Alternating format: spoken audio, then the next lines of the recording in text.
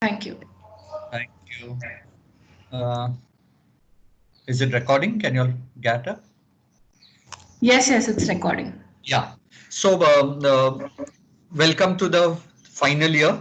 As you gather, the Council of Architecture and the Bombay University have separated the fourth years for the third years from the fourth and final year, considering that they want the fourth and final year to be advanced learning. You have witnessed that last year when you were part of semester 7 and you gathered that the technology subjects were dealt completely in a different manner. It was much theory oriented. There were reports that were expected. The learning was holistic in some manner. It was not very rigorous as compared to making sheets and portfolios and things like that, because they expect that the learning takes place on your behalf. So similarly in the final year, both comprising of semester 9 and 10, have the topic of advanced construction as part of it. Myself and Vikram shall be associated with you as as as faculty for at least advanced building construction. But advanced building construction is not going to be looked at in isolation. It is going to be looked at in a in a package, which the college now calls it as an IDS, or that is Integrated Design Studio, or to a very large extent, when you present in semester 10, is part of ARD. So ARD is Architectural Representation and Design. So your thesis has two components to it. One is the design component to it. The other is the other, but naturally is the ARD part of it, which comprises of technology, both construction and services to a very large extent, and uh, resolution to whatever extent whereby the project becomes more meaningful.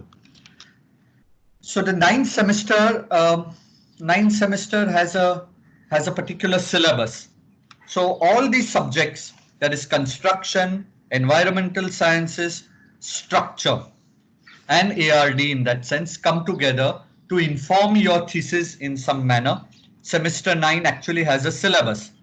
Now, is there anybody in the class of 75 people that I see now on board that have actually looked up at the syllabus? If anybody has under, raise your hand or put the mic. More than happy. Yes, Darshan. The syllabus by any chance? Oh wow, so many people have seen the syllabus. Can someone brief us on the syllabus? As a professional, now that you all are professionals, you all have worked in offices, nobody attends a meeting without doing his homework. So once homework is that, what is advanced construction class going to be all about? So Viraj, Karina, any one of you, can you all just what is the syllabus that you've read about? What's the syllabus like? Viraj. Uh, I'm all ears. long. Can you hear me? Hello. Yes, yes, we can hear you, Viraj. Tell us. I think long span structures, long cable structures, shell structures, long span trusses. You've read that. You did read that. Yes. Yes. Good. Very good. Very This nice. is what I require. I'm glad. I'm glad you. I'm glad. Yes, you should. You should look up at your syllabus. You should not trust your faculty blindly. Yeah. We do make changes in the way we adopt to the syllabus, considering the holistic viewpoint and the number of years that we've put in. But you're right. There is a syllabus. There is a syllabus in the ninth semester. Yeah. So there is a syllabus. Someone's mic needs to be shut down. So there is a syllabus that is in place for ninth semester, whereas in 10th it is more or less like a holistic working studio. So the ninth semester syllabus is largely, as Viraj rightly said, is largely advanced construction comprising of large spans, complex structural systems, and its application to a very large extent. It is expected that your thesis or your bridge projects would deal with larger projects of perhaps infrastructure nature, projects of public nature, public institution, large scale housings, all kind of infrastructure projects or institutions, whereby understanding and application of these systems may be important. And that's why our focus is to, and that's why the syllabus focuses both the construction syllabi, the services syllabi. So the services syllabus will also work with all kinds of services that will work with institutional buildings, high-end processing units, transport terminals, airports, hospitals, So a very so to say specific and what do you say, expertise way of looking at both construction and services. Topics in structure also complement the topics in construction. So as and when the topics in construction are conducted, technology faculty, TOS faculty will interact with you on the basis of the structures topic that they will simultaneously, such that your knowledge becomes holistic. So the topic that I cover today preferably will be taken up next time by the structures faculty to give you in-depth understanding of how these structural systems work. Now, as for your IDS studio, that means your integrated design studio, we have a meeting today evening to be in a position to chalk out how the studio would work, or how your sessionals will fall in place once college reopens. Please understand, along with so there are two studios that shall be happening. The first studio is that of your bridge studio. The other is that of your IDS studio. Your IDS studio, to a very large extent, will be a compilation, or you would work with projects that have the capacity to accommodate the topics that we have taken in the 9th semester. Either as projects that you have done in your earlier years. So if you've done an infrastructure project, a large span project, a project that requires your attention, a bridge, a kind of a transport terminal, a processing unit, any of these projects, if you've done in the earlier years, fine. We will look at that, try to apply that and understand that and take it further, such that we understand your involvement. If not, your bridge studio may have the opportunity to apply that. If not, your thesis studio, the thesis that you're working on, you may work on a typology that says that my thesis is largely going to be oriented towards this public nature or complex infrastructure manner. And so you may perhaps you may take a component or a typology of your thesis even before you start designing, and apply these principles, apply these systems to understand how it helps you, and set a vocabulary in place, such that when you actually start thesis design after December or in January, then it becomes comparatively easy for you to apply it. Are you getting it? So this is some kind of a framework that we are creating, such that, so for one is that it is knowledge building. It's an important, these topics are important for you to know it, whether you want to apply it or not, but it will be mandatory for you to apply a system. So we're going to look at number of systems. So it's going to be mandatory for you to apply one of the systems in an exercise that you decide to take up. So you may decide to take up an exercise either on your earlier semester works. You may decide to take up a component perhaps from your Bridge Studio that may be going on simultaneously in the 9th semester as and when college reopens. And there are very positive news with regards to the COVID scenario. So it doesn't look long since we should be meeting again. Or you could apply, or you could take up a typology that you think may be associated with your thesis, and you think that it would be nice to start off at the start and look at an experimental component by way of a typology, apply the system and look at how the module works, how the typology works and things like that. And lastly, if none of these are applicable to that, then perhaps you take an area of interest. So you'd say that, okay, of all this that I have gathered by way of the lectures that happened during this lockdown period, perhaps you'd say, this is a topic that has interested me most, and this is a topic that is best applied in this kind of a scenario.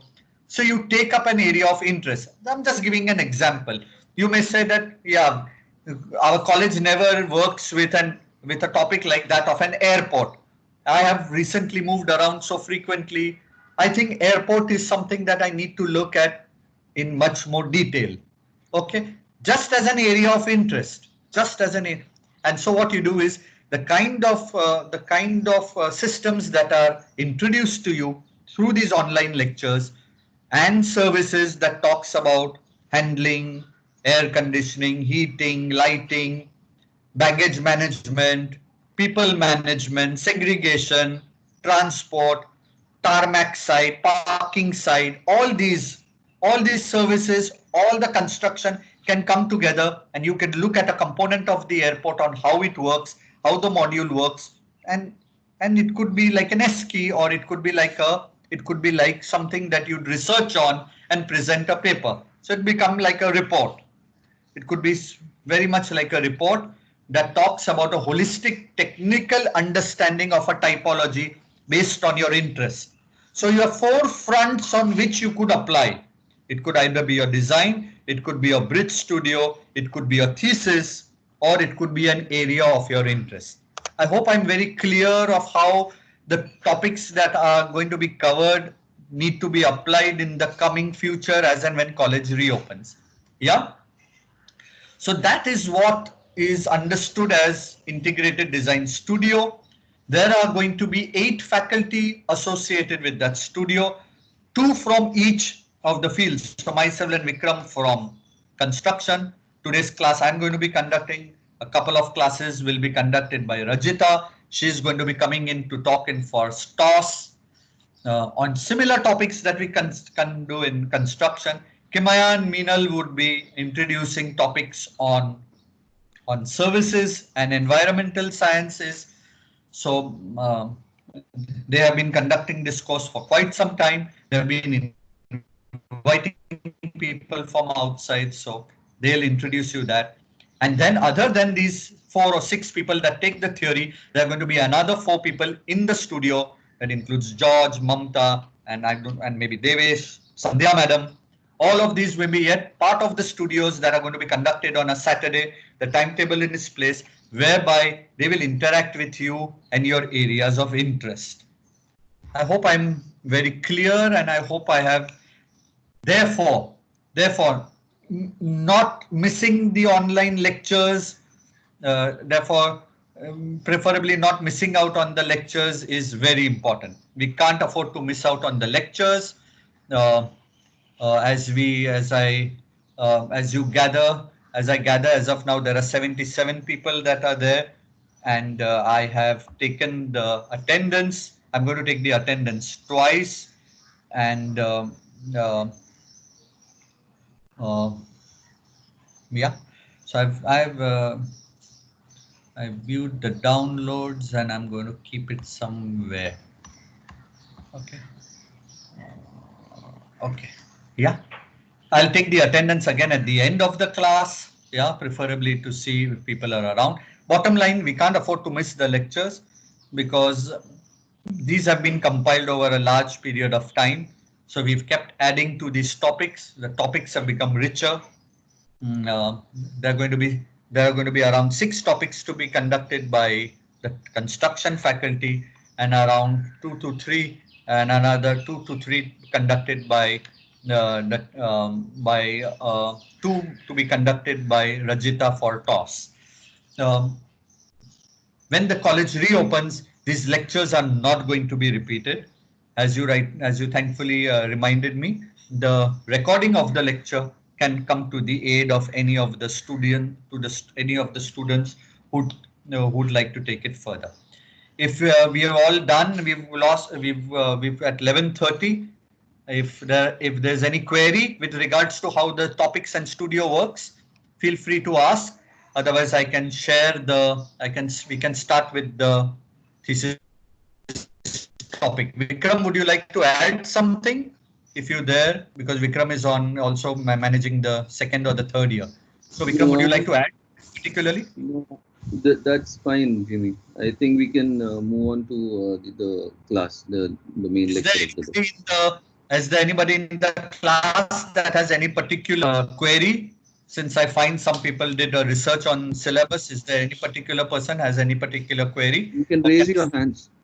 Yeah, you can raise your hand, or at the end of the class, we take. You can put questions in your chat box also simultaneously. So you use in this format, in the online format, please use the chat box. Because you might forget this. We'll refer to the chat box and respond to your questions at the end of the class. Yeah. Okay. Yes, no, what? Please, somebody, at least one of you, maybe the CR or somebody can respond so that we know that you guys are listening. Fine, I gather this is just an introduction, so I understand that there are not many questions. I'll share the screen. Kindly confirm if you can see the screen. Then I should be in a position to start. I'm doing this for the first time on Teams. On Teams, so I'm not very. The desktop isn't supported in your browser yet. I don't see whiteboard browse, upload from my computer.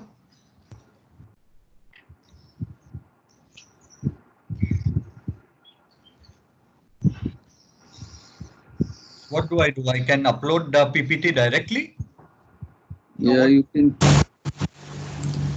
copy paste the PPT in the chat box. Let's try doing that. Or you can there is a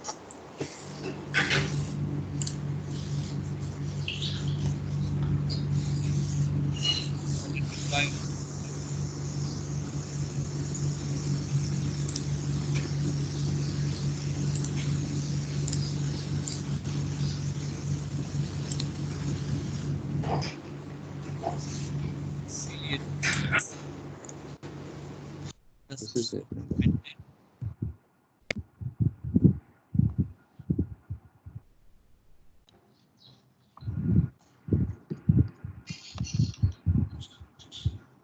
Open with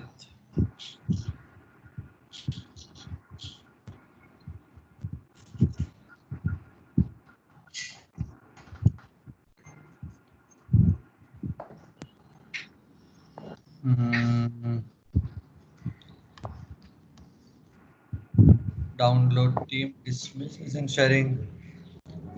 Desktop sharing isn't supported in your browser yet. Meanwhile, the desktop app already. Jimmy, go to Teams. There is post. In the post, there is an option of attaching. Upload from my computer.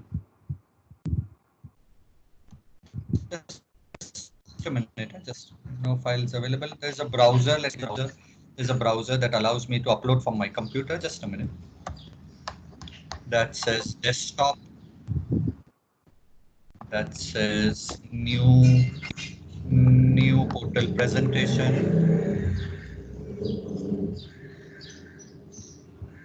It's loading. Can you all see it? Not yet. Not yet. It's loading. It's loading. Just a minute. It's heavy file. It just takes a couple of minutes to look. It's loading.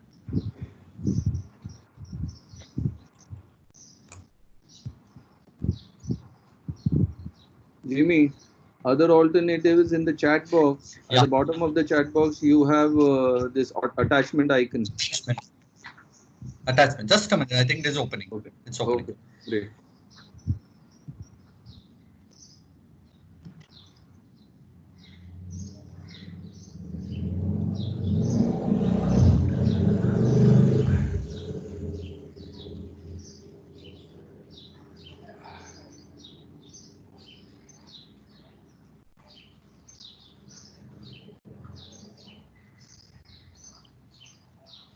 It's taking time to open.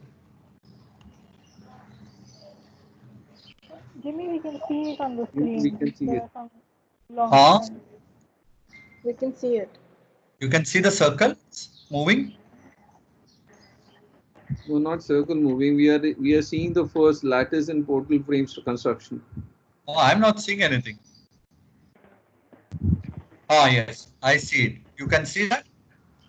Lattice and portal frame construction. We are able to. Oh, okay. Yes. Yeah.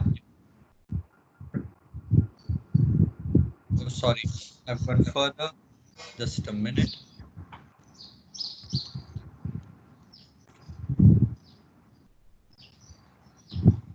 Yeah, everybody can see the. Yeah. So Yeah, we can. Yeah. Thank you.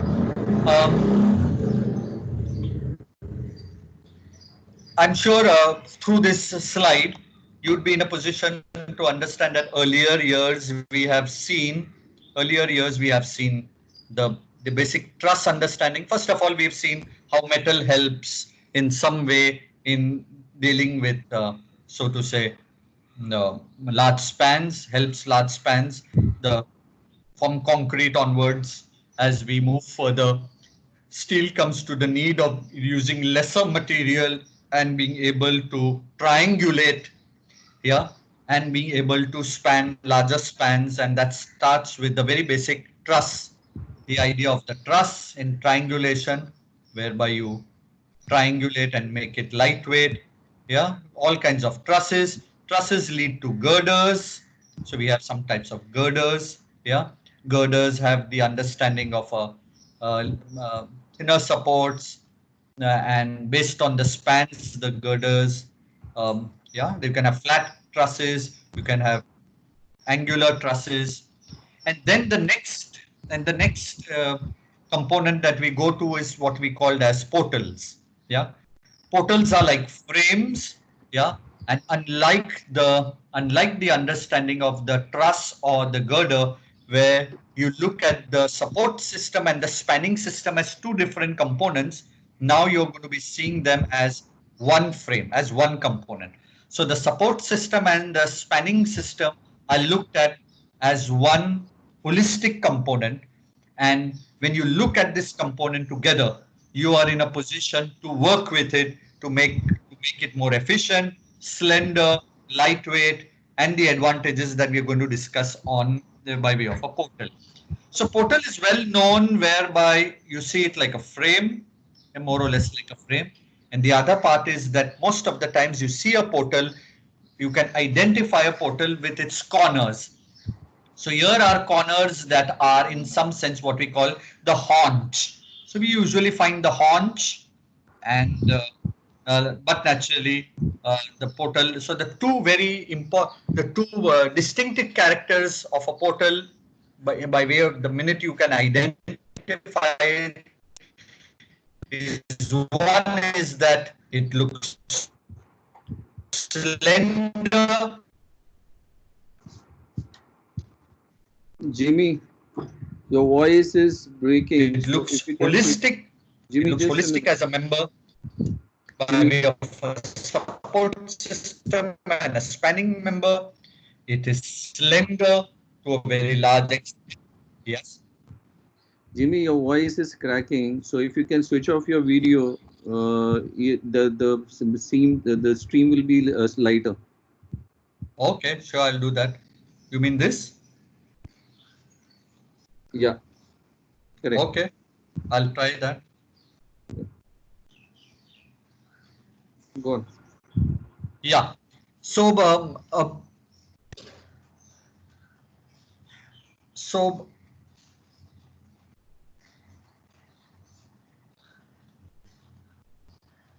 So the three ways of looking at the three ways of identifying a portal to a certain extent. There are various other criteria to it.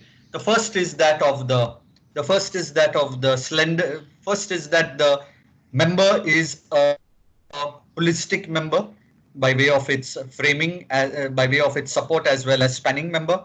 The second is that it looks comparatively lightweight, and we're going to come to that. Why does it work that? And the third is the typical haunch that you see at the edges. You see at the edges. If you look at this diagram, that is these set of diagrams that are there, the first indicates the first show. So you have to see these diagrams in the vertical.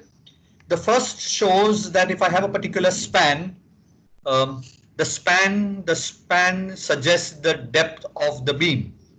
The depth of the beam is largely dependent on the kind of sagging that it could lead to based on the span, the weight of the member, and most important, this is the kind of a bending moment that you'd have.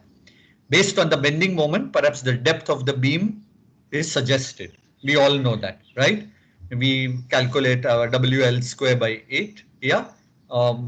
Formula for the application of a bending moment, and you can see the bending moment is pretty high for a very basic span that comprises of a normal system comprising of a column and beam.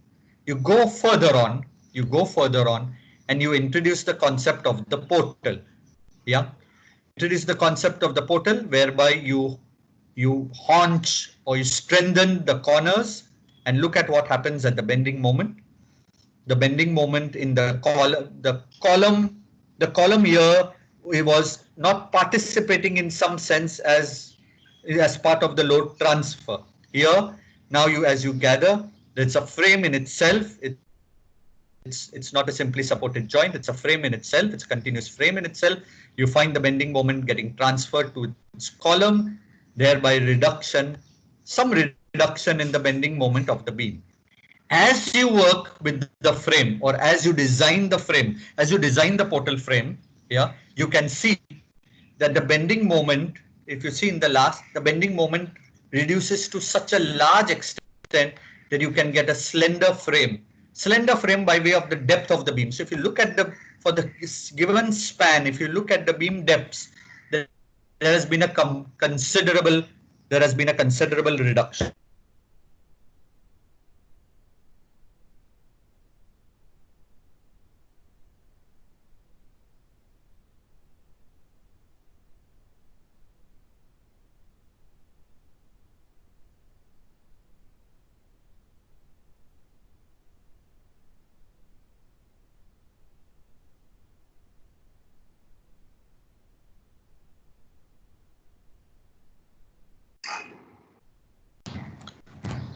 Yeah, can you all? Yeah, I think I got disconnected. Am I clear? Now you are clear. Yeah. So if you look at the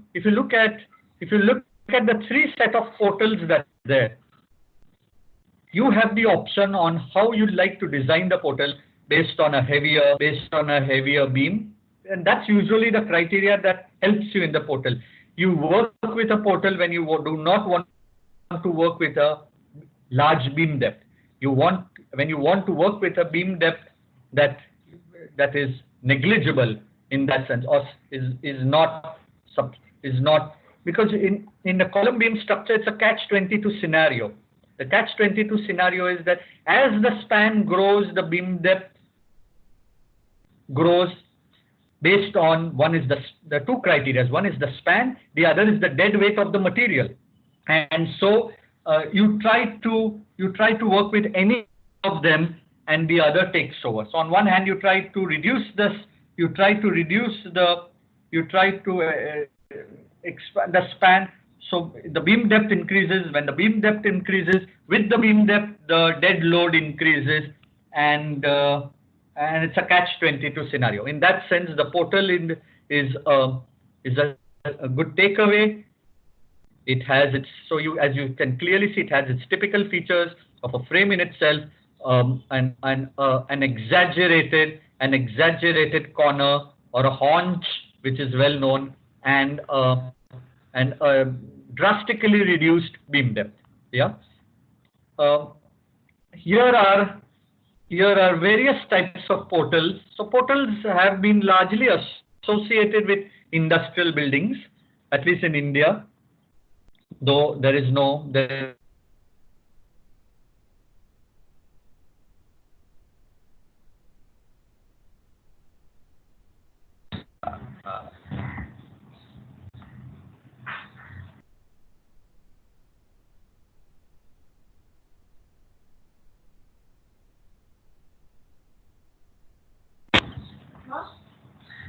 So here you see four examples. You see four examples of portals used in industrial framework. Though there is no, so to say, there is no hard and fast rule that says that portals have to be only used in industrial setting. In India, the understanding of reducing beam depths to have larger building heights based on the kind of products or assembly units. Like I last used a portal in a biscuit factory, and the requirement was necessary because you had conveyor belts moving across a couple of 2 floors, as after baking the biscuits need to move around such that they cool down. They're in a position to cool before they get before they go into packing and processing and flavoring and things like that. So beam heights, beam depths required to be, here you see very clearly a gantry. Here you see a gantry as part of an industrial building, and you can see how the member depths have reduced, the haunches, exaggerated haunches on either end. You can see a very lightweight frame here for a large span that you see, internal tie members that hold the frames together, and you can look at how mildly exaggerated the haunches in this particular. Yeah. We also have various materials that that work with the portals. So right from timber, concrete, and steel have been some of the favorites. In steel has been one of the most sorted materials to work with portals, but equally concrete in situ portals have also been seen quite extensively. Timber portals have been used in smaller buildings, institutional buildings, and preferably I should be in a position to show you some. We'll move a little quicker. These are some joints, crude I would say, crude joints of haunch, working with the haunch of portals. Yeah, very crude industrial joints. As we move further, we'll see well-known architects work with. Yeah. So here are haunches that are comparatively thought about as part of a frame. Yeah, and you can see how building interiors use the portal as an element to work with as part of the interior. Yeah. So here you may see, but naturally this is a rendering and it's not a real. Yeah. The first, the finest of the metal portal is the one you see at MIT by Mies van der Rohe in the MIT, and if I'm not mistaken, that's the architecture wing of the MIT campus. And if you look at and his minimalist understanding of putting the building together, Mies uses the portal frame, yeah, to a very large extent, and suspends the entire building from the portal frame by way of its vertical and horizontal members. But naturally the other horizontal members, the other vertical members fall in place to hold on the other elements of the building. But if you look at one of the finest examples of how portals have been incorporated, and most important is that the portal does not become part of the interior, but the portal remains a frame, a strong frame that holds the building along the exterior. And considering their favorable climate, they can afford to have steel as an exposed material. And there are a large number of drawings that are there that show the three-dimensional assembly of the MIT building. Yeah, Mies was well known to have had these lightweight raised platforms to make the building look lightweight based on his principles of less is more. Here again you can see exposed portals, yeah, along the outside with exaggerated corners as part of a so to say metro entry, yeah, an entrance to a well-known Hollywood wine metro station that is there. I'm showing you various, and if you look at it, once the portal falls in place, and it depends upon what's the horizontal members that tie the portal. Like you see beyond the portal is a rod, a lightweight rod that holds the portals from moving laterally. Yeah, so lateral ties. So, but naturally you have the option based on your roofing option. Like here you find lightweight roofing.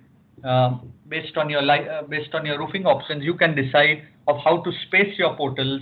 If you space the portals further apart, you may want girder members that go across there to further hold onto the portals. If your portals are comparatively closer, lightweight tie members and bracings can help you hold the members in that sense. Yeah. Portals have an advantage that they need not. We have seen portals. Once we talk about portals, it is understood that portals work only as linear and ground structures. Yeah, which is completely not true. Portals can be stacked one on top of the other. Portals can also have a very decent cantilever. If you look at the haunch here, both along the portal as well as the extension of the portal, you could have some very fine forms and fine building form that can fall into place, largely based on the kind of a. But it has been found that portals do work well linearly. That means you arrange them in a linear pattern, but at no point can you be in a position to say that the portals need to be of one form or of one nomenclature or of. So the portals, the configuration of the portal can keep changing as you go ahead, thereby giving you various various built forms in that sense.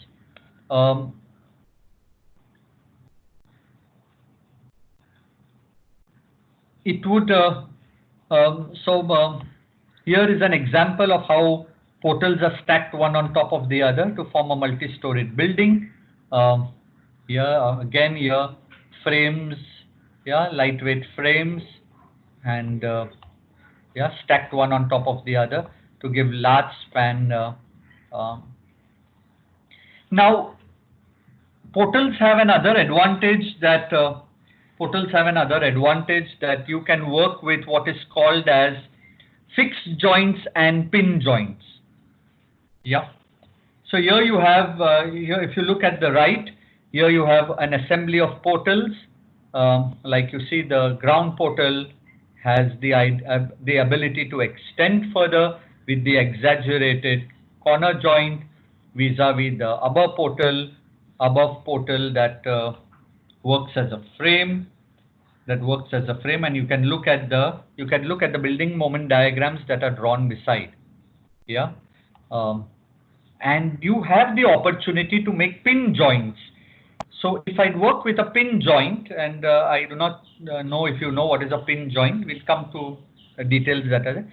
Your bending moment can reduce to 0. Yeah. But the bending moments then increase exponentially towards the so to say haunch. But there are options whereby the portals are not envisaged as one member. So this portal can be envisaged or designed as two members, one member, two members coming together with a pin in the center. Yeah. And not only can the portal be pinned along the center, portals can be pinned along their support systems also, thereby giving me pinned portals and fixed portals. So here, if you look at the diagrams to the left, you can find bending moment diagrams with portals that are fixed to the ground, thereby giving you, thereby showing the bending moment at the fixture, or you can have bending moments pinned to the ground, thereby getting you zero bending moments at where they fall in place. Yeah.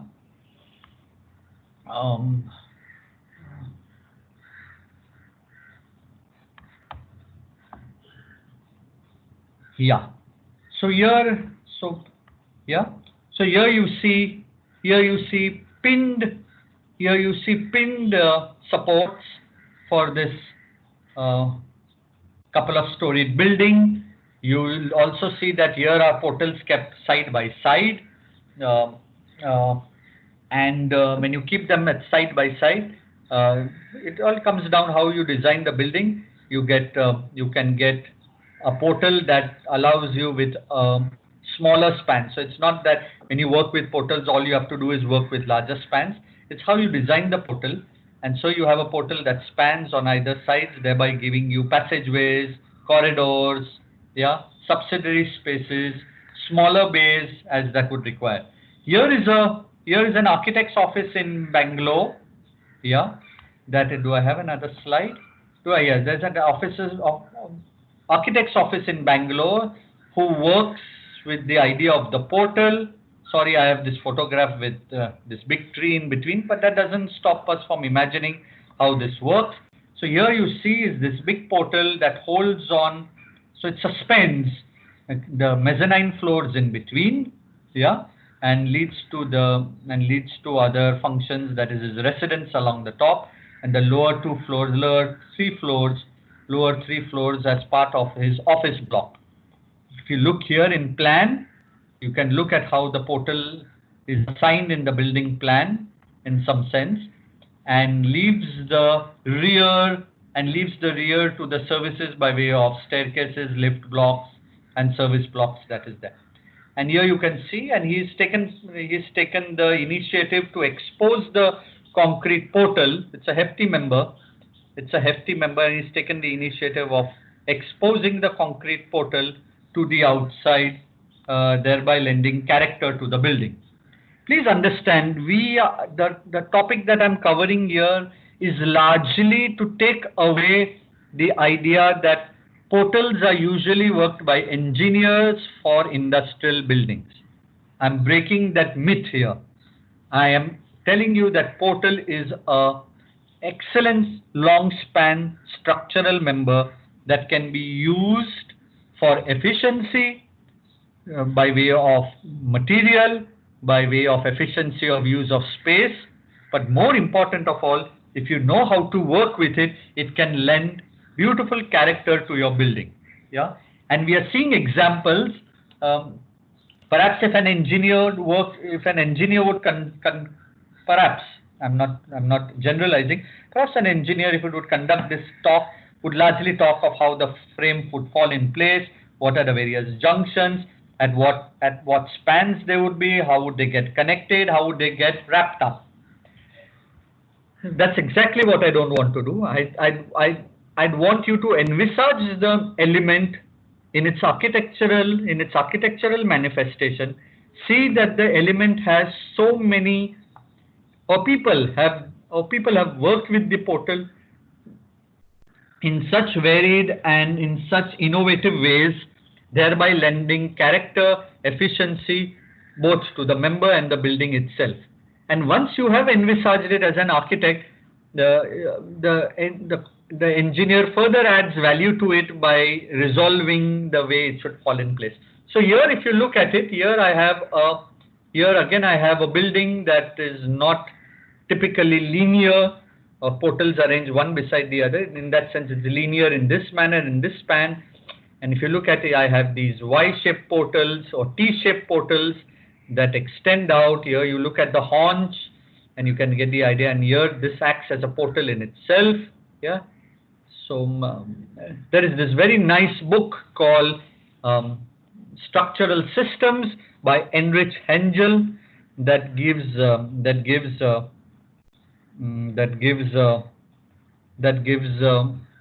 very good typologies, model as well as drawing typologies that I have been showing you consistently through the presentation.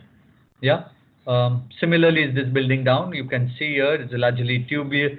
The building both above and as well as below can go higher, and with the idea of the Verrindial frame. If you look at the building below, it's largely a Verrindial framework. I hope you remember what's a Verrindial girder. A Verrindial girder are girders that go complete floor height with vertical supports that land and you as good as perform or live within the girder. Yeah, and the support systems dominate on how you'd like the windows or the envelope to behave. Yeah. No less than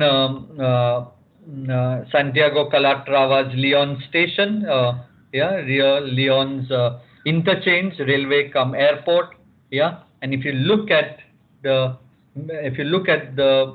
so to say, both the subterranean basement as well as the concourse is completely made of portals, not in one dimension but in two dimensions.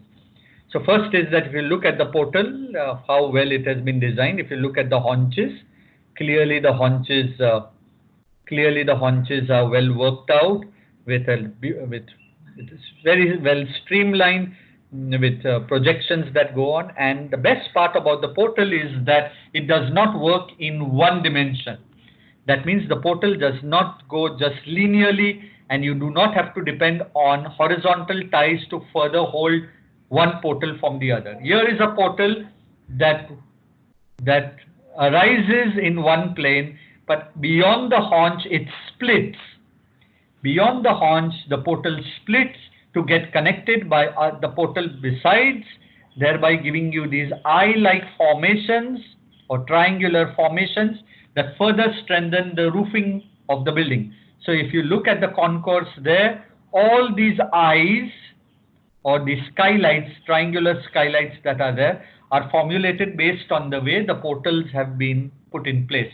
So here you have a portal that springs in the two-dimensional, and as it goes ahead, it splits and converges again, thereby giving you these triangular formations, and more important of all, gives you a webbing system along the roof, thereby not depending upon another roofing system entirely, and not depending upon horizontal tie members to hold one portal from the other.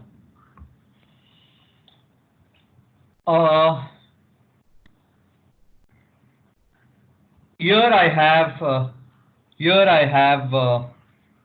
so to say, this is another project of Calatrava that shows that's the Standelhof station.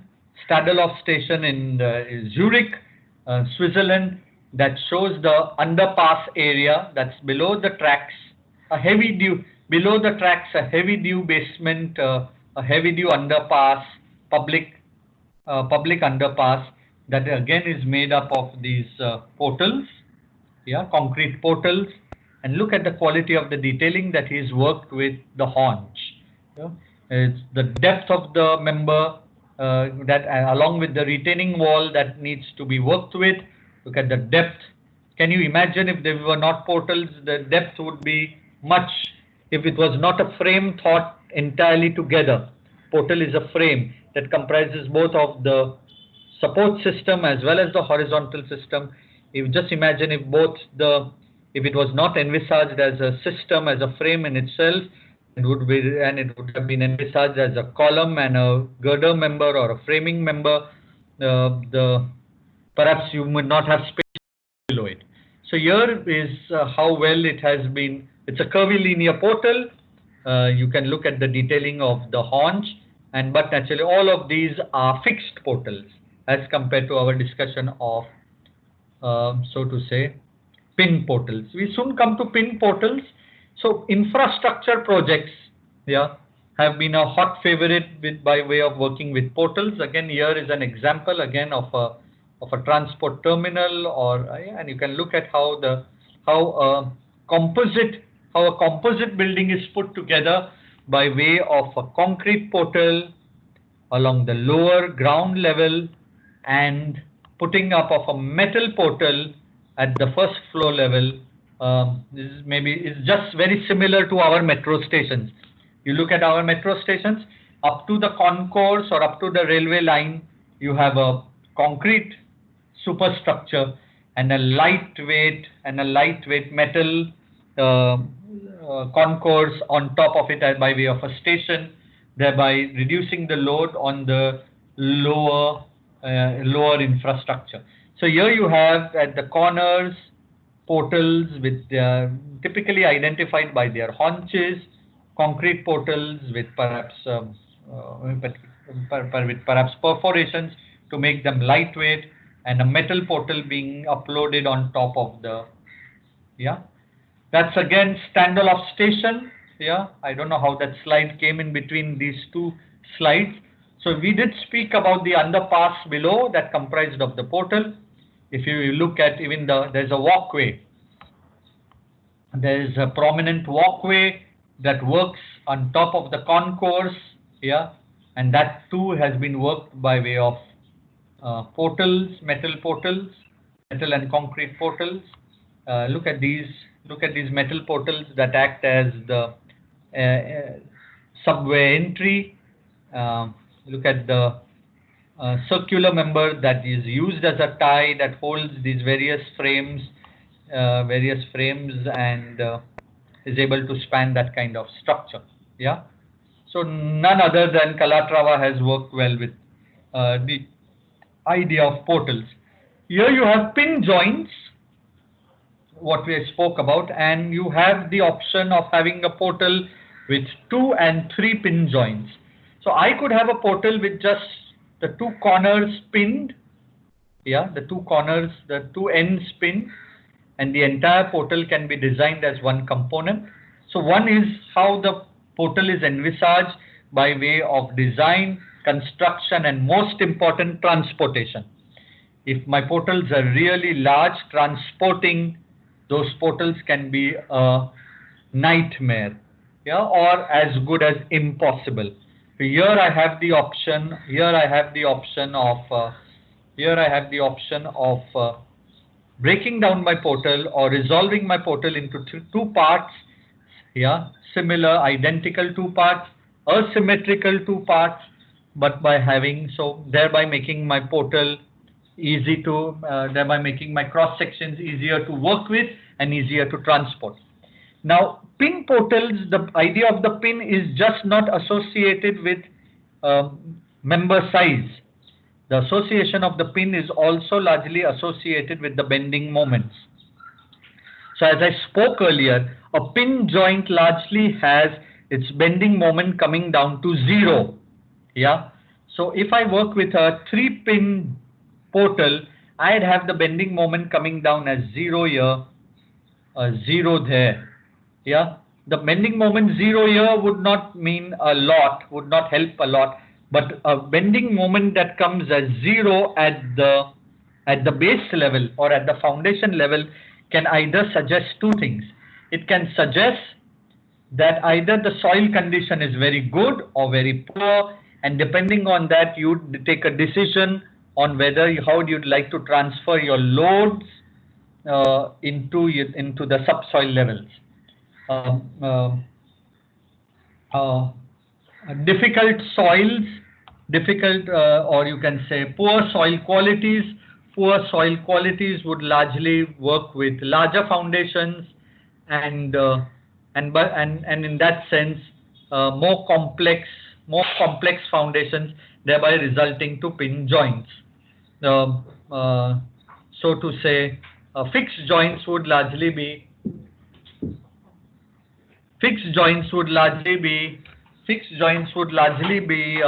so to say, fixed joints would largely be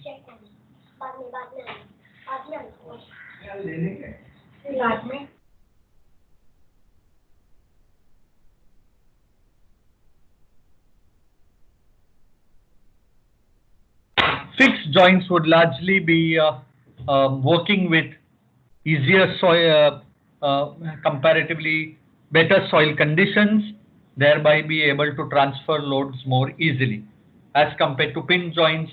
So the option of working with, so you would have industries set up, you would have industries set up in,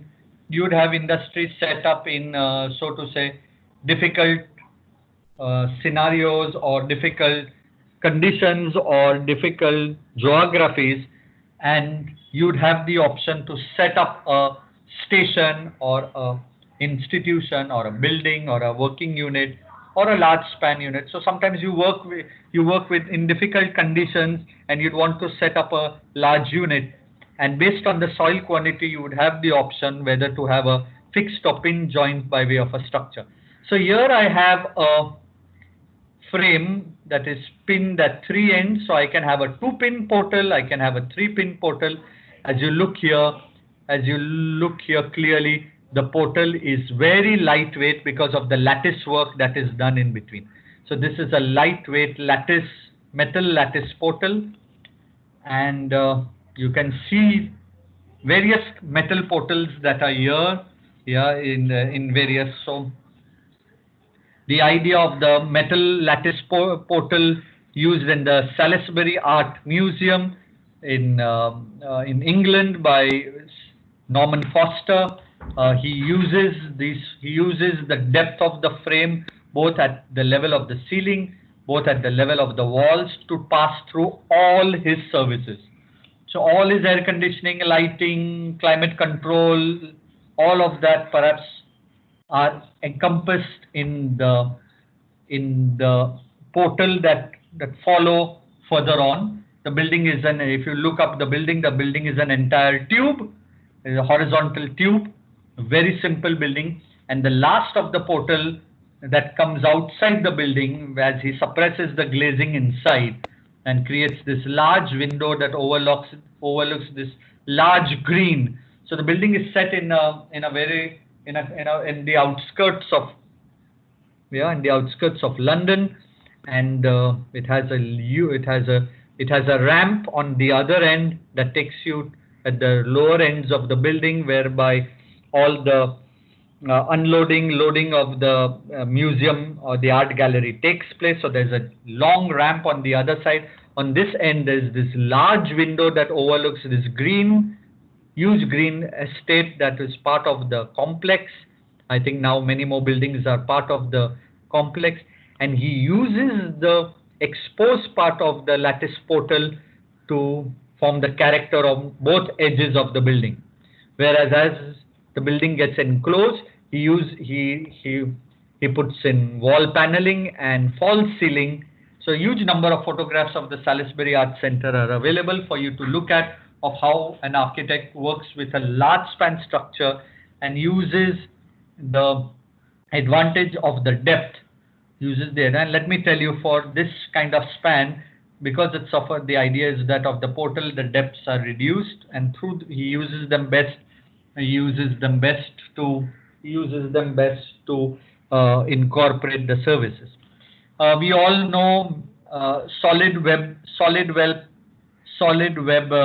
members can be made lightweight by making them castellated. So here you have another airline terminal who has the portal with an elaborated skylight, thereby making it lightweight using castellated members.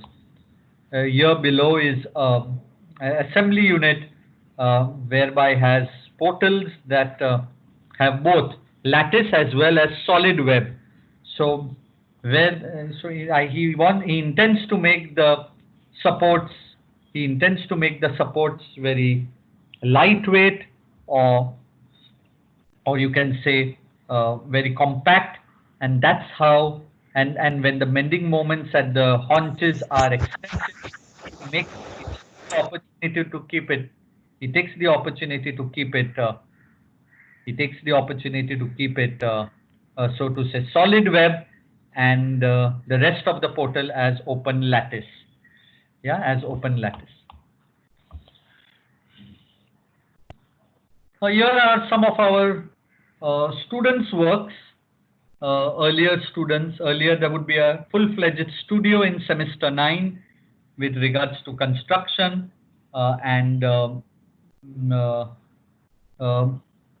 usually the portal and usually students attempted in applying these topics to their usually students applying these topics to the projects that they have worked with, especially in semester 7, semester 9. Here is again a transport terminal to which the student has worked out a very large concrete abutment. As you see here, there's a concrete abutment that is there, and to that is the metal portal, metal lattice portal that has been fixed. Here you see how the glass feature and the roofing feature sit on one on top of the other.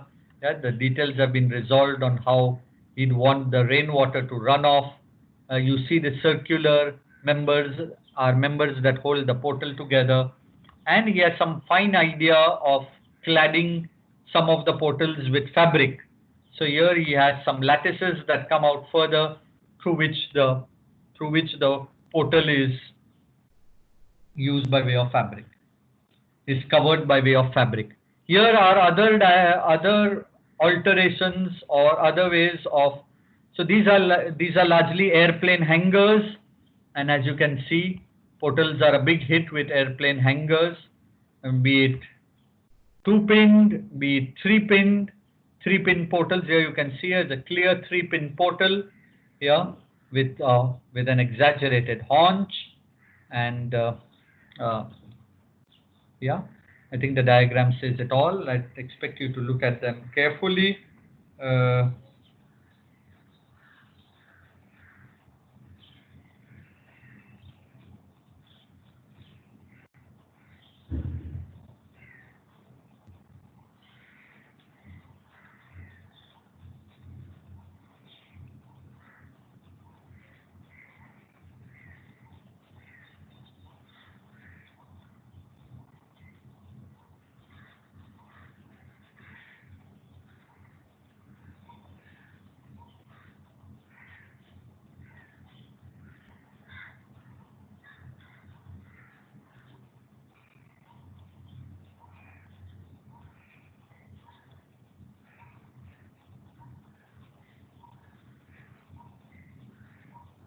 Jimmy, are you there?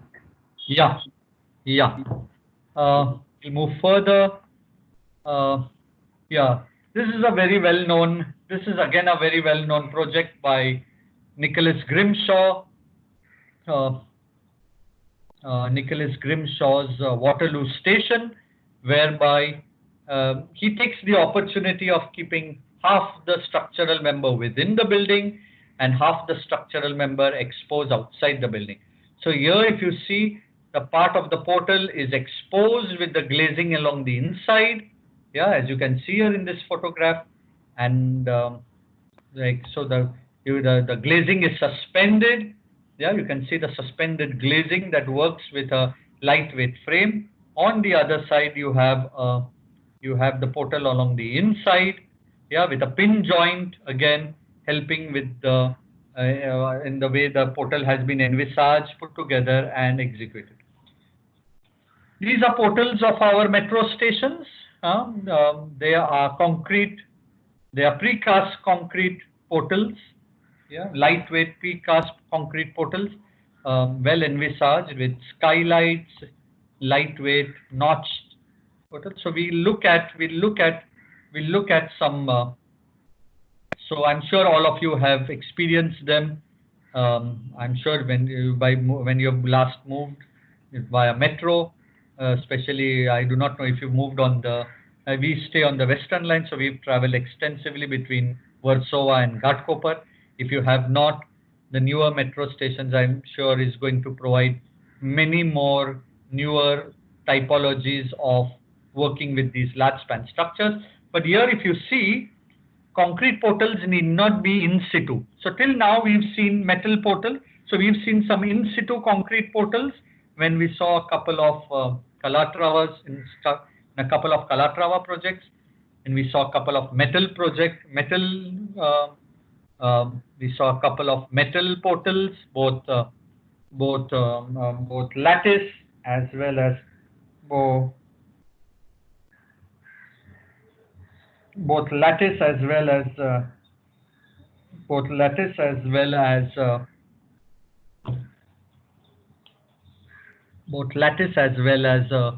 so to say both lattice as well as infill, both lattice and infill. We did see that you could have a solid web, so lattice as well as solid web in metal. And now we are looking at some precast concrete portals, whereby the detail at the haunch comprises of these rebated joints and so to say rebated joints and so to say bolting or holding them together to be in a position to make. So here you have the portal comprises of the spanning member, the vertical member, rebated and bolted haunches. Yeah, and then you have these notches in the. You can see here that the spanning member has also been further envisaged as two members. There's one member here and this member there. So in all, the portal comprises of 4 such members.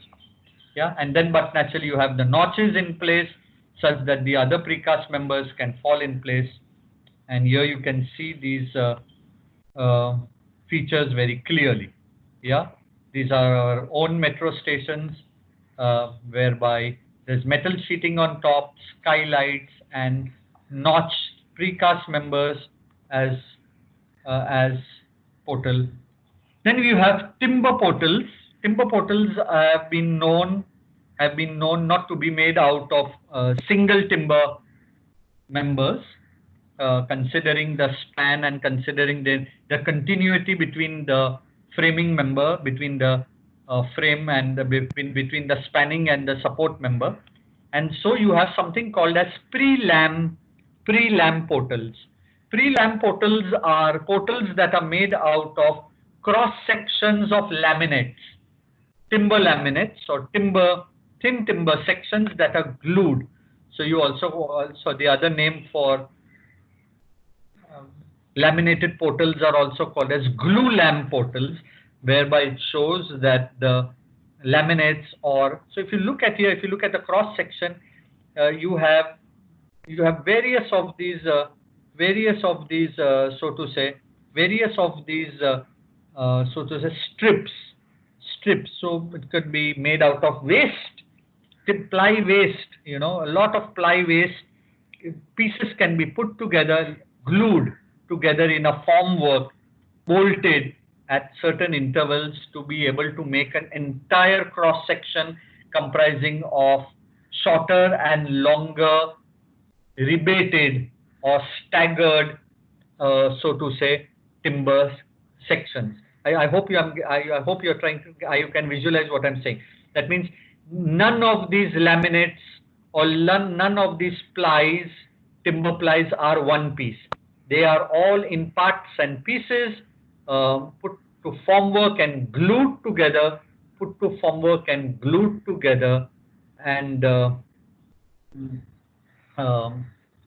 forward and glued together such that they can form one homogeneous and composite member. And these are further clamped at times. Due to stresses, they tend to open up. Due to stresses, they would tend to open up. So there are metal clamps that are used further to hold the laminates together, and at times bolted, at times clamped, to give you what are well known as glue-lammed or laminated portals. On the other hand, you would have built-up portals, built-up timber portals, that um, um,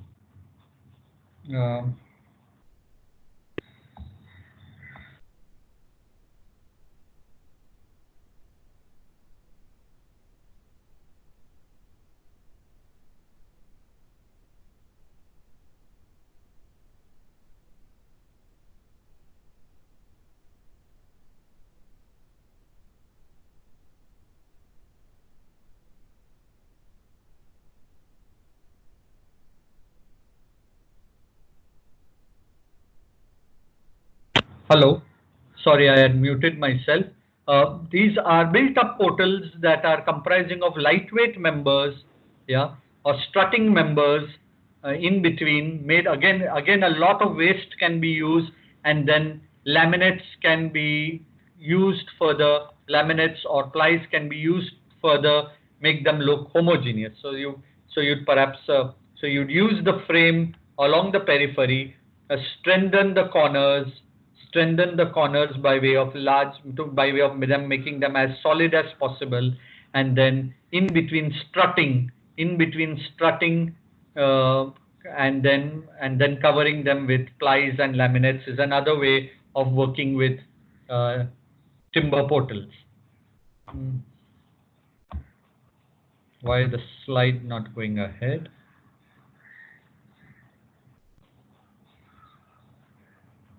Hello?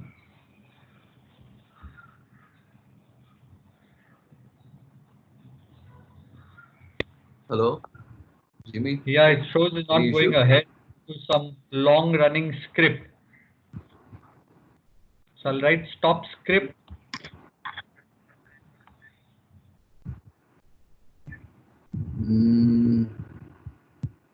Yeah, it's gone in. I'll go ahead. So here is another arrangement using timber portals, very finely detailed. Look at the bolting that holds the pre-lamp portal together, cross sections. Look at this fine pin detail at its junction. It's a small setup, and look at the haunch detail, metal haunch detail, that is further adding to the so to say, uh, detail at the corners. Yeah. So all these components have been customized to help work in that manner. Um, Here is another arrangement again in the European cities, that is uh, again comprising of pre-lamp portals and skylights incorporated. Here is another fine example of a building, an institutional building that works again with timber laminates and a portal that is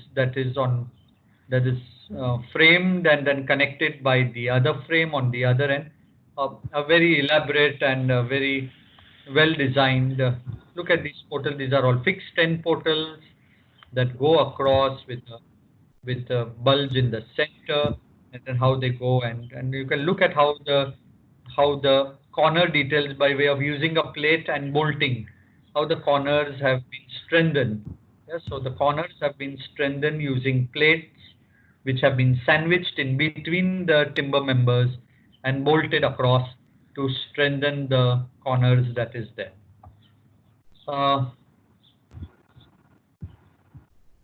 Here is so to say, here is a church project to the left, that is comprising of that is by Fay Jones, that is comprising of interlocked or braced portals, braced and interlocked portals, thereby giving you, and the portals vary in their sizes to be in a position to create this cascading effect.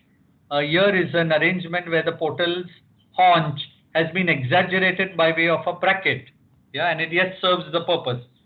So on one hand is, so you are in a position to keep the haunch lightweight by bracketing it and yet serving the purpose of strengthening the haunch of the portal. Uh, Bamboo portals have also been implemented extensively. Um, uh, they are, if you look at the way they are strutted, they are strengthened at the corners.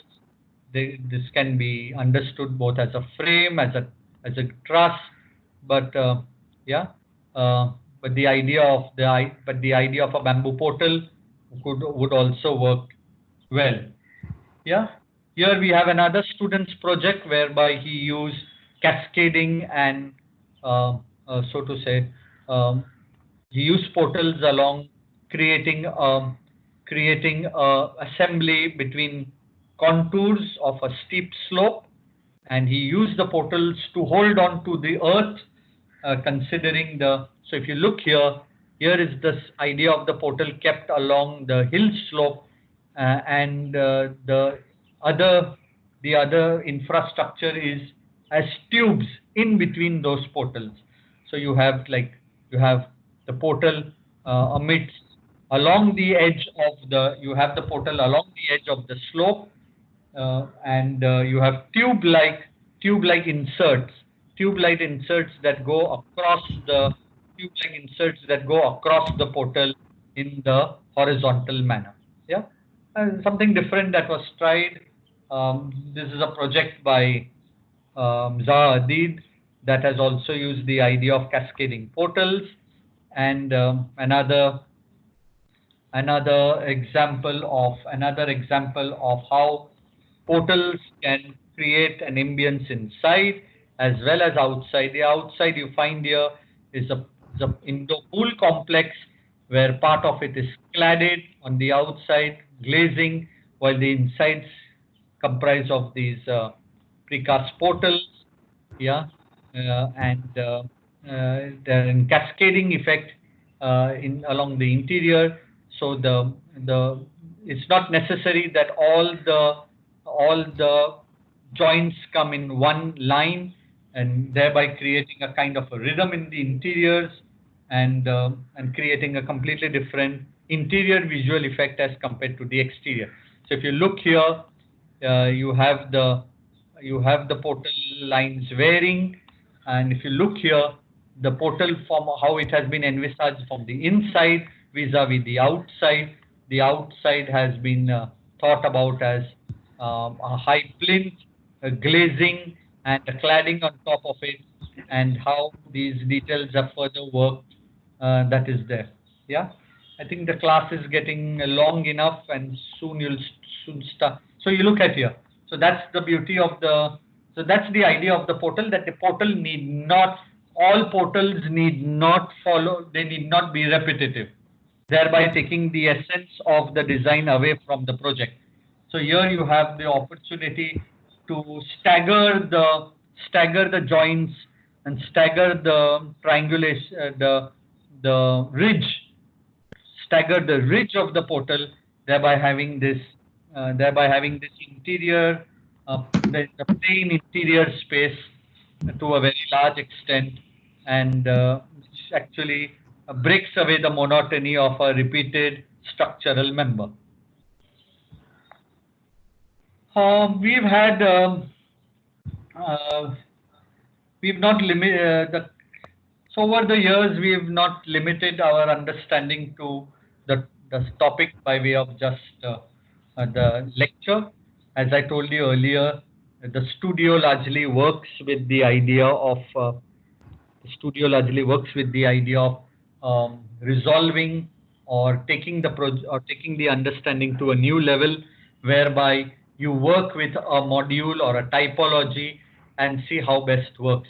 Here, if I'm not mistaken, is someone trying to work with the idea of both the open lattice as well as the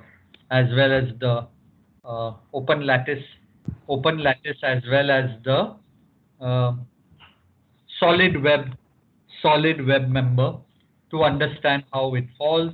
Here are all of so a hands-on studio. A hands-on studio with the earlier batches has proved the understanding has proved well.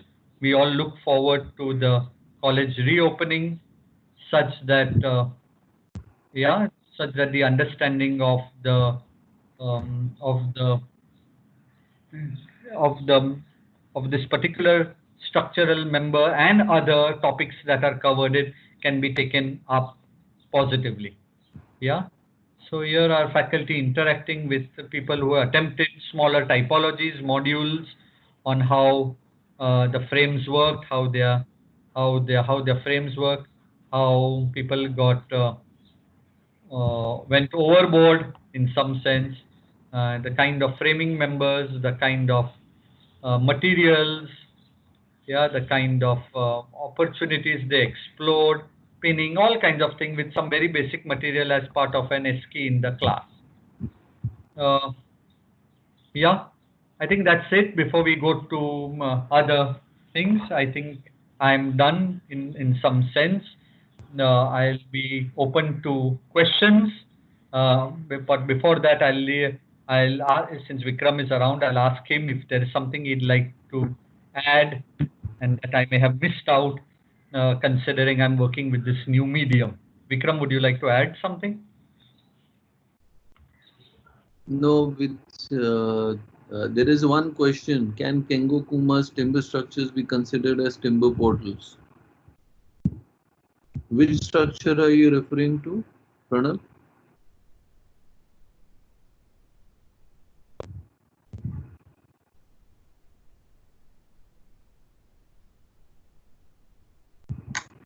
Pranab?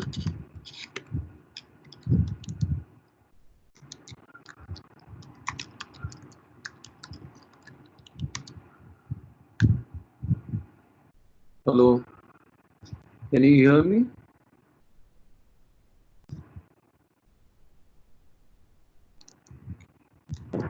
Yes, we can hear you. Okay. So, which structure are you referring to?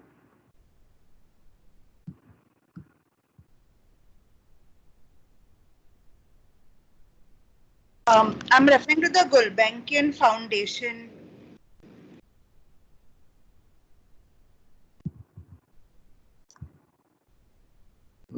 Sorry, I didn't get you.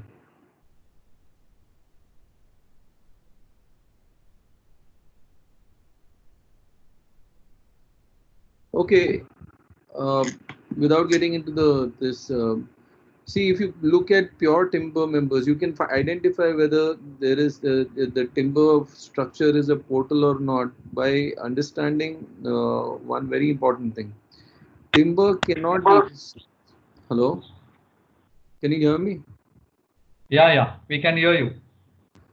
So, timber can, in its natural state will only give you either beams or columns. It will not give you a curved boomerang kind of a structure, right? So, timber in its natural form will never be able to give you a portal. Okay. To make a timber into portal, you need to engineer it. You need to engineer it by slicing the timber into multiple pieces and gluing them. So that's why they are called glue lamp timber portals. They are not means you don't get timber portals. Either they are lattice timber portals or they have glue lamp timber portals. So if the components, if the shape, overall shape is that of a portal and the joinery is made with the timber joineries, that is one which could be lattice timber portal, or if you have a glue laminated timber portal. Okay, most of the structures which Kengo Kuma is using, they are using timber in its pure form. So I wonder if I'll just refer to. Can you just type out which project you are referring to? So here is a number of questions that say, are portals also possible in materials such as paper tubes? Oh, that I'll have to ask. Who works with paper tubes. Uh, uh, who's the one who works with paper tubes? The well-known architect. Shigeru Ban. Shigeru Ban. Yeah, that I may have to ask Shigeru Ban. I have not seen examples of portals with paper tubes. But as Ishita's next question talks about, what is the maximum span wooden portals can be achieved? But actually, wooden portals. First of all, you have two options in wooden portals: either a built-up portal, whereby you are in a position to make the haunch area, um, whereby you are in a position to make the haunch area, so to say, you are in a position to strengthen the haunch area, or in some sense, or you work with and an infill in the other ends by way of strutting, as I showed you, or you go by way of pre-lamp portals. Pre-lamp portals, but naturally do not have large spans, very large spans. They have a very different feel when you work in the inside, for the interior. As you rightly said, climate can play an important role. Yes, colder climates, colder climates, and colder climates which allow the material to breathe, and where timber is abundantly. Other forget timber. I think workmanship. I think workmanship is something that may be the that may be the underlying understanding of whether we would be in a position to work with such a we would be in a position to work with such a material. So as you gather, could you explain that built up timber portal again? I'm getting to that slide. It's taking some time, but as I told you, you'd have a framework for a pre-lamp portal. That means you'd perhaps be in a position to draw out a stencil or a stencil or a template on a floor, and yeah, you'd have a stencil or a template drawn out onto a floor, and and then you'd start having strips. You'd make strips of plies that are malleable. So, but naturally, you'll have in certain areas ply strips that are not malleable, that cannot be turned, and so some of these areas where the strips can afford to be in one direction or need not bend, you could have them placed one. So they are staggered. So I may not have a very long strip. I may have a strip. I may arrange it in a particular portion, and all the joints are seen. So I see that all the joints don't come one above the other. So in one layer, if one joint is here, in the other layer, the other joint is there. I'm sorry, I never thought of putting a larger cross section of a timber portal, but it's very easily available. If you go on the net and type timber portals, especially glue lamp portals, glue lamp, because all these are glued together. Yeah, so each strip is glued together, and all that you have to see is that their joints are staggered, and at such portion where you have to take the opportunity to have the plies that either bend, yeah, and such that you are in a position to create this large depth. The rest of the areas, once you get the required depth, you get the required portal, you use bolting, yeah, Cox bolts to pass through them and tighten them, or you use metal clamps to hold the plies from breaking apart, because otherwise the glues will tend to release, and till it dries up and attains a particular strength, these will get perhaps tied. These would work perfectly in colder climates, areas where you have higher altitudes, where you have a lot of coniferous trees, that kind of wood. Yeah, so that's there, and that's why at the corners, these details of strengthening the haunches using metal, so to say, using metal, as well as using built-in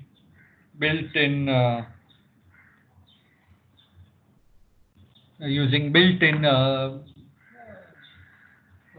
so let's hope this is the kind of interventions that you could have. So either you could have a complete, so if you look here, this just like the pin joint that is there, you have the member on either side sandwiching the timber there, thereby strengthening the member at an area where the joint is most vulnerable by way of by way of uh, by way of bending moment. As you rightly see, the bending moment is largest or the heaviest at the haunches, and that's the takeaway, or that's something that you have to work with when you're working with a portal. What are the climate? How was the formwork constructed for the haunch in the in situ portal? For how would I know how the formwork was constructed? But naturally, it's a normal formwork that would concrete is a fluid material.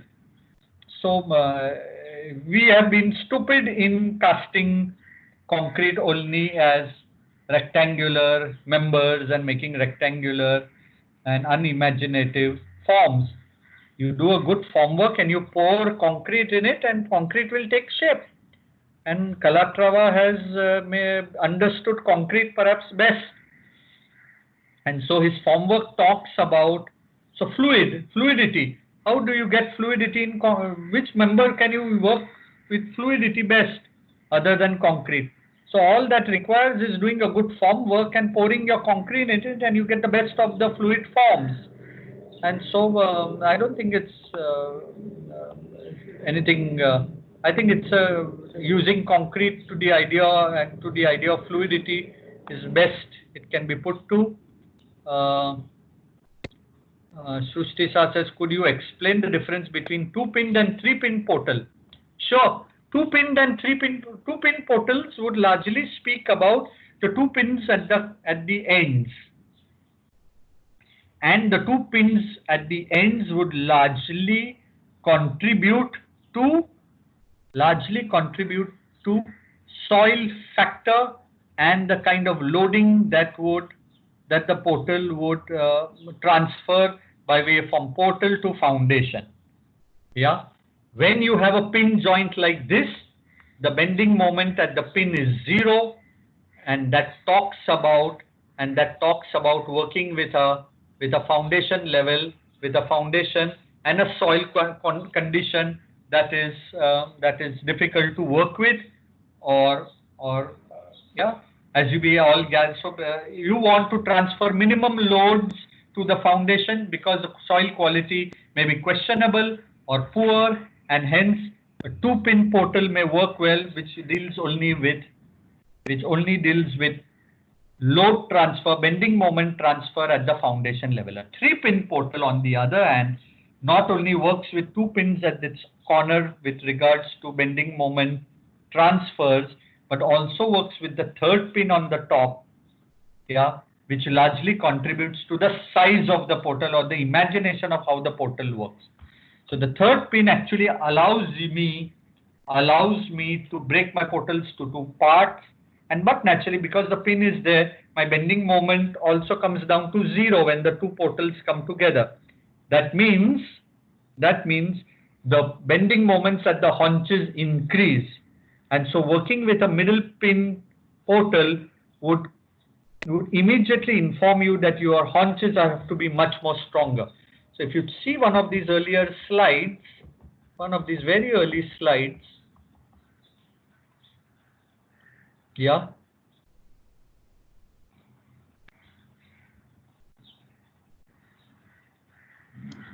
Jimmy, I am unable to see these questions on the chat box. Is there a separate chat box? No, the same chat box. They were earlier to perhaps. So this was Shruti's chat at 12:45. Are they all there yet? Or 74 I have of them got there.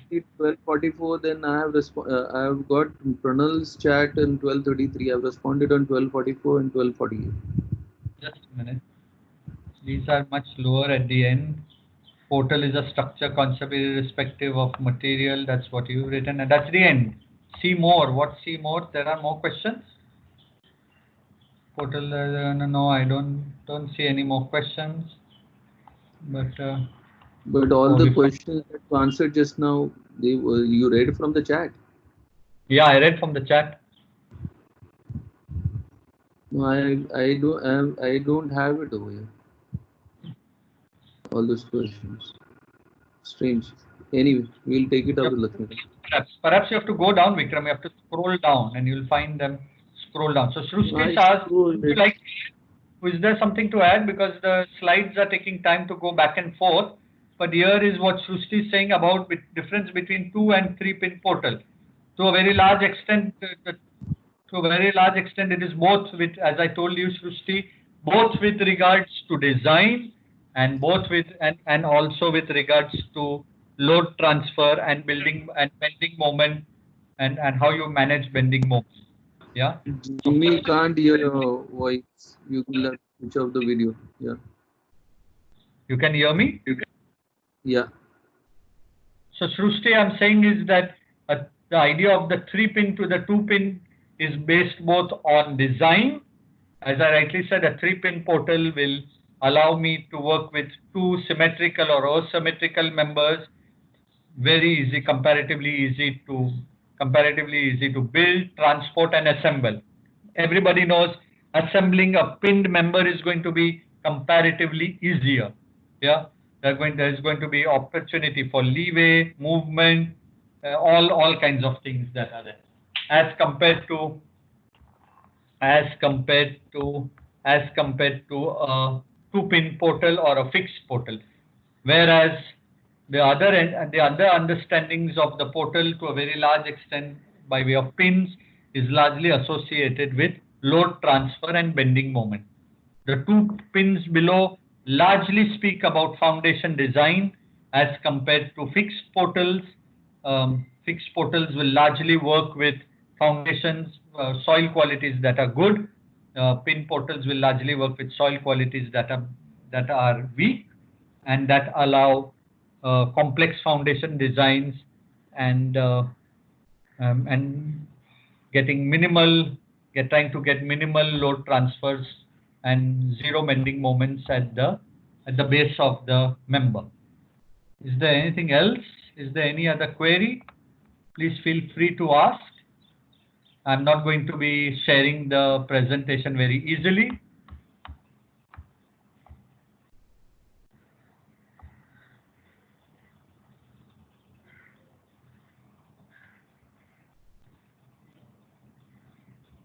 It's nearing 1 o'clock. Are there any more queries? I'm not.